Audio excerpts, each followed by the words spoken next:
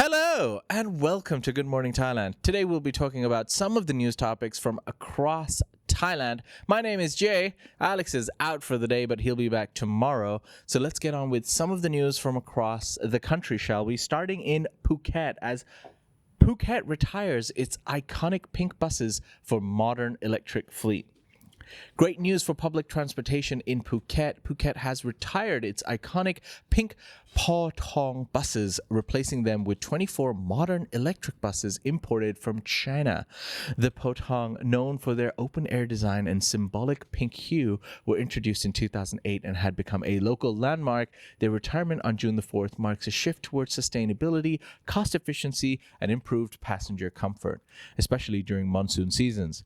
Now, the electric fleet now operates across the same three main routes, yellow, green, and red lines, offering a quieter, climate-conscious alternative. The old buses have been donated to community institutions. So it's not like you won't be able to see the buses at all. I don't know what community institutions, but yeah, great move for the future, I guess. I've never actually taken any of these pink buses before. They only go to certain locations. They're very unreliable. They never come on time. Most of the times, they don't even stop sometimes, even though you're standing at the bus stop. So unfortunately, growing up in Phuket, I think it's very important to know that you need a motorbike or a car to get around, even if it is 500 meters or a kilometer, because it's extremely hot. But I don't know how many people this will affect, but this might actually encourage more people to take public transportation, especially with the flooding and monsoon coming up. At least you'll be in an air-conditioned indoor bus. So good news there for Phuket locals. For now, we're going to move on to our next story, which is a scam, which is regarding a couple scam, where a Thai couple arrested after scamming 2,000 businesses. A couple scam in Thailand, where a Thai couple aged 41 and 24 have been arrested for allegedly scamming over 2,000 businesses across southern Thailand by impersonating police officers. Operating under false names like Inspector Wat, they tricked victims, many on Got Samui, Got Phangan, and Got Tao, into transferring money for fake official expenses. Now, some were even threatened with legal action. The couple caught in Nong Bua Lampu under a Samui court warrant had a history of similar frauds. Authorities urged businesses to verify calls and report suspicious solicitations. So I guess they went around asking for some bribe money or forcing people to pay some expenses money, and they got away with it for a very long time. 2,000 businesses? I'm surprised that it took them so long to get caught. Are there that many amount of illegal businesses going around that nobody reported them until, recently, I'm guessing? But I'm guessing they must have targeted certain businesses that were allegedly doing things illegally. Why else would you be giving that much amount of expense money? But then again, sometimes people just don't want problems. So let us know in the comment section below. Are there more than 2,000 illegal businesses in the south of Thailand? For now, we're going to move on to our next story, which is regarding foreigners who must take written tests for Thai driver's license. Some bad news for foreigners trying to get a driving license in Thailand. Thailand's Department of Land Transport plans to scrap the use of international driving permits for obtaining a temporary Thai driver's license. Under a new draft regulation, all foreigners, regardless of existing permits or licenses, must pass a written test to drive legally in Thailand. More on why that written test is horrible in a few. Now, the move aims to raise road safety standards and ensure fair, uniform testing. Previously, many foreign nationals were exempt from exams. If approved, the rule change could affect tourists, expats, and foreign workers. Public consultation is ongoing.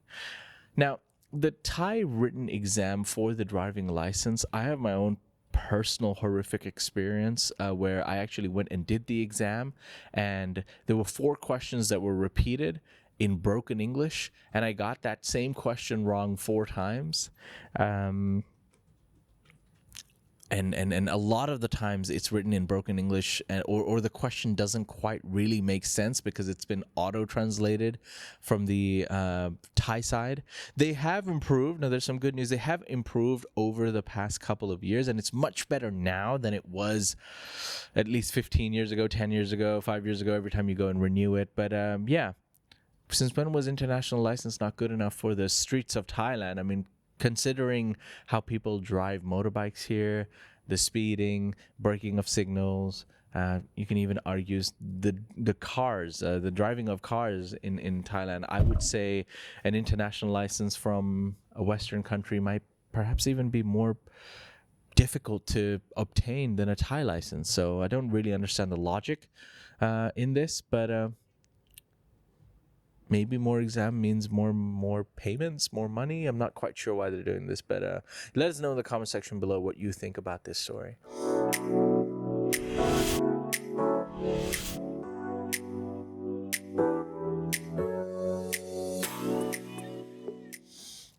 We're going to move on to our next story, which is going into politics. Now, this is more of a serious one and a bit of a longer one. I'm going to try to give you as much detail as possible. The Thai Prime Minister faces political firestorm over leaked Cambodia call. Now, here we go. Prime Minister Paetongtarn Shinawatra is under mounting pressure after a leaked call with Cambodia's Hun Sen sparked national outrage. Critics accuse her of undermining Thai military leadership and national sovereignty. Protests have erupted in Phuket, and activist Jatuporn Prompan is leading a mass rally starting June the 28th, demanding her resignation. Coalition cracks deepened as the United Thai Nation Party threatened to quit unless she steps down. Now, Paetongtarn Shinawatra insists she will still have support, but her government faces its most severe crisis yet.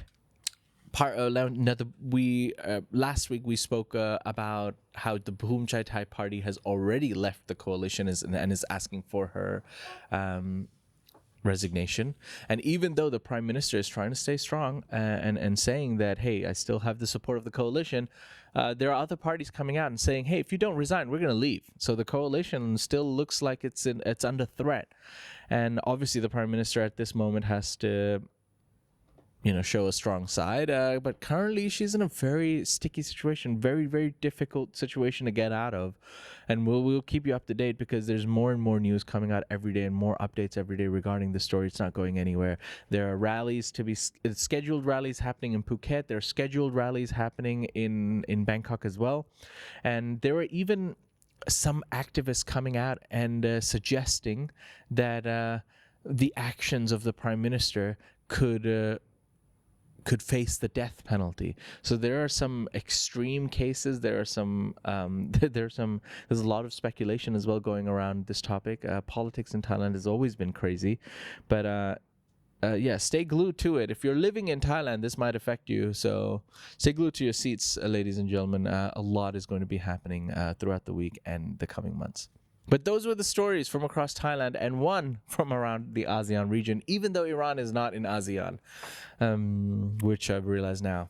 Sorry, guys, it's a bit more of a shorter story.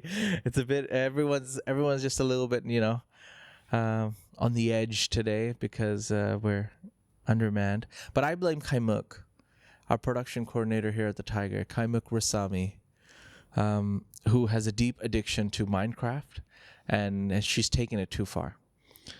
So yeah, ladies and gentlemen, more stories on thetiger.com.